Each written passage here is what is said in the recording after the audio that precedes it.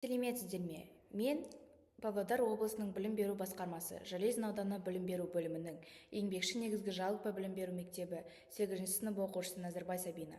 Менің жобамның тақырыбы Ұлы дала жауһарлары, Қазақстанның 7 кереметі.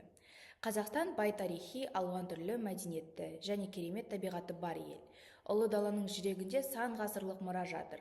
Ол біздің халқымыздың рухын, тарихын және болашағын айқындайды.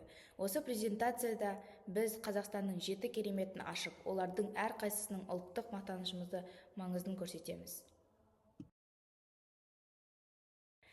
Қайғыңды көл, су астындағы орман. Тянь-Шань тауларында орналасқан Қайыңды көл зілзала нәтижесінде пайда болған табиғаттың ғажайып туындысы. Көлдің ерекшелігі су астында қалған қайың ағаштарының көрінісі. Бұл көлдің тылсым сұлулығы көптеген саяхатшылардың таң қалдырады. Геологиялық құбылыс, зілзалдан кейін пайда болған көл. Су астындағы орман, қайың ағаштарының ерекше көрінісі, саяхатшылар мекені, көлдің тылсым сұлулығы. Әнші құм, табиғаттың ғажайып әуені. Алтын емел ұлттық пікірінде орналасқан әнші құмның ерекше қасиетін байланысты пайда болатын табиғи құбылыс. Құмның үстімен жел соққанда ерекше дыбыс шығады. Ол алыстан музыкаға ұқсайды. Бұл табиғаттың адам қолымен жасалмаған ғажайып әуені. Дыбыстық құбылыс, желдің әсерінен пайда болатын дыбыс.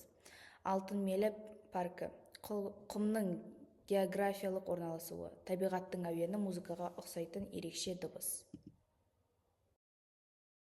Қожа Ахмет Яссауи кесенесі, түркі әлемінің рухани орталығы. Түркістан қаласында орналасқан Қожа Ахмет Яссауи кесенесі түркі әлемінің рухани және мәдени орталығы. Кесене 14 ғасырда Әмір Темірдің бұйрығымен салынған және ЮНЕСКО-ның бүкіл әлемдік мұра тізіміне енген. Сәулет өнері, рухани орталық.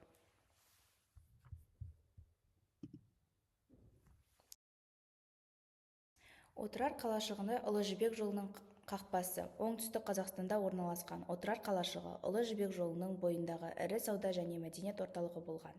Бұл қала көптеген тарихи оқиғалардың куәсі және орталық Азия тарихында маңызды рөл атқарған.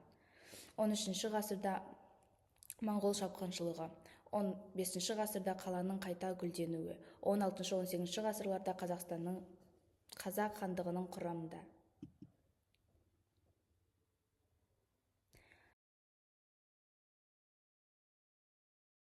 Маңғыстау жерасты мешіттері, қазақ халқының діни архитектурасы.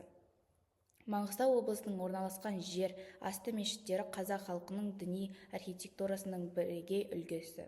Бұл мешіттер құмтастардан ойылып жасалған және олардың ішінде намаз оқуға және рухани тазаруға орналасқан орындар бар.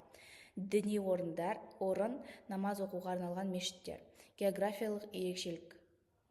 Маңғыстаудың құмтастары, мәдени мұра, қазақ халқының діни архитектурасы. Байқоңыр ғарыш алаңы, адамзаттың ғарышқа алғашқы қадамы. Байқоңыр ғарыш алаңы, адамзаттың ғарышқа алғашқы қадам жасалған жер. Бұл жерден Юрий Гагарин ғарышқа ұшып әлемді таң қалдырды. Байқоңыр Қазақстанның мақтанышы және әлемдік ғарыш тарихын бір бөлігі. 1. Ғарышқа ұшу. 2. Зерттеу жұмыстары. 3. Халықаралық. 4. Ғылыми жаңалықтар.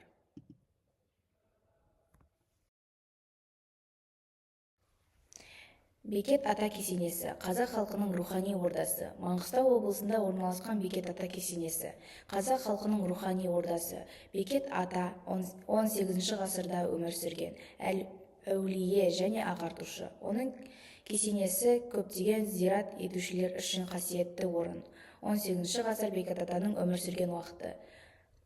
1000. Зират етушілер, кесенеге келушілер саны. Рухани құндылық, кесененің рухани маңызы.